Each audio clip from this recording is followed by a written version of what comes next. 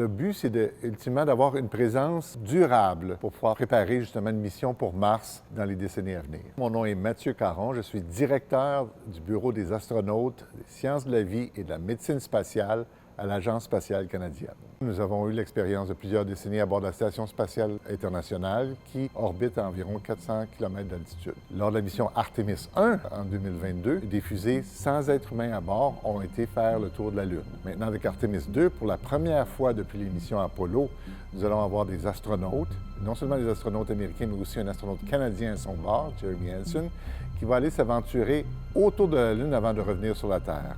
Et ça va préparer le terrain justement pour la première mission en 50 ans où des astronautes vont retourner sur le sol de la Lune avec Artemis 3. Le but, c'est ultimement d'avoir une présence durable, que ce soit autour de la Lune, mais éventuellement aussi d'avoir une base lunaire avant de s'aventurer encore plus loin pour pouvoir préparer justement une mission pour Mars dans les décennies à venir. On a accompli ces choses-là lors des missions Apollo dans les années 70, mais on l'avait fait puis on est arrêté. On espère retourner sur le sol lunaire, avoir une base lunaire, pas juste pour quelques jours, mais pour des semaines et des mois justement pour permettre la poursuite de l'exploration spatiale.